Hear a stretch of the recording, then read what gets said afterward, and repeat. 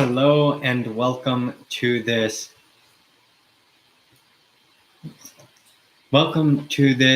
Monday, August 5th, 2019 episode of Apple Sidekick. Today's episode is about the iPhone. Now, the iPhone is a really magical device. And the reason it's so magical is because it can be the answer to any question, and it's literally in your pocket.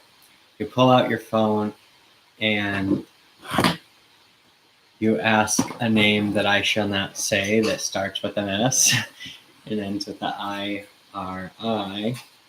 And your phone can answer many questions, can do many things for you. And it's in your pocket. And it's something I think a lot of us take for granted now, when many of us didn't even have this technology just a few years ago. I mean, I had an iPhone 5S before I got this, and I got this in 2017, I believe. I believe it was January of 2017, this iPhone 7 Plus. And then I ended up getting an iPhone 10 in the fall of 2017, and I've had both of these devices since. I carry two iPhones, a 7 Plus and a 10. The 10 is 256 gigabytes, and so is the 7 Plus. I use them for a lot of video. These are my video cameras. I also have a GoPro, but the video quality, I love the video quality of the iPhone versus the wide angle of the GoPro. You can do it more linear view, but really the GoPro has its purpose and the iPhone has its purpose. Overall, the iPhone is a general purpose device, whereas the GoPro is a singular purpose device.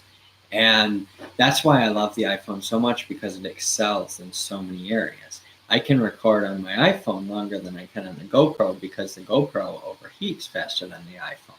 The iPhone does get warm, but it's just kind of interesting how much hotter the GoPro gets, and it's always shutting off and overheating and having problems like that. So, I mean, it's with a lot of use, and it's not like I'm not actually using it hard, but I couldn't imagine using it out on like a 90 degree day. I don't think it would film more than half hour for sure. It would definitely overheat. I mean, same with the iPhone outside and that kind of weather. But I mean, I use my iPhone so much, and it's never really had major issues like that. Whereas the GoPro, every time I use it for an extended period, I have the issues. Now, with the iPhone, you can listen to audiobooks, you can listen to podcasts, watch YouTube videos, be on social network. It's a computer in your pocket. It's far more powerful than the computer I had as a teenager. Far more powerful than the computer I had at the Career Center when I was 16 years old, learning digital arts and media. We had video editing computers. They had Macs in another area, but I wasn't into Macs at that time. I was into PCs, learning on Adobe, on Premiere. And I looked at the cameras that I had and using Premiere at that time, and I feel like my phone's more powerful. There are more powerful apps on the phone for video editing now than there were just a few years ago, and it's constantly improving.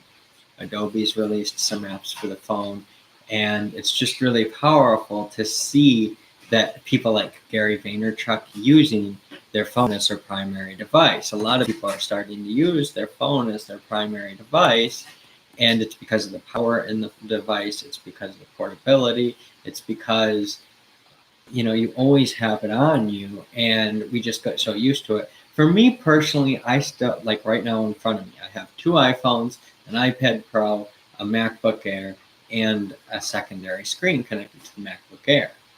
And I would ideally like to have this MacBook Air and then a 27-inch iMac with a secondary screen. That's what would be ideal.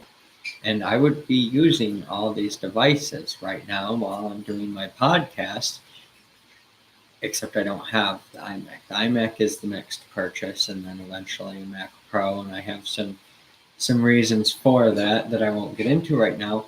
But my point is that the more Apple devices that you have, the more you can do.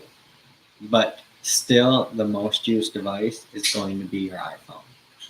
I mean, my iPhone 10, I use the most out of anything. It's like I always am using it for something, and it's like this secondary screen. It's a secondary device, a way to get answers to questions while I'm watching my college course or while I'm doing something on the Mac. I have the iPhone because it's easier to open a quick browser because of how quick it is for these small little tasks like that.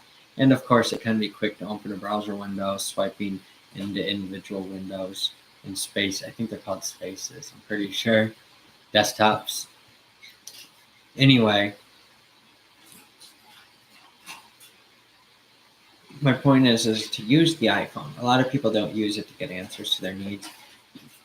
I'm finding that I'm not using my iPhone enough. I'm going to start delegating more and more things in the coming days to my iPhone, and I'm going to be talking about it in future episodes of how I'm delegating more of my list, putting more of the stuff in my iPhone, taking it out of my mind so that I can automate my life more and be more efficient. So that's all for today. Thank you for another episode of Apple Sidekick.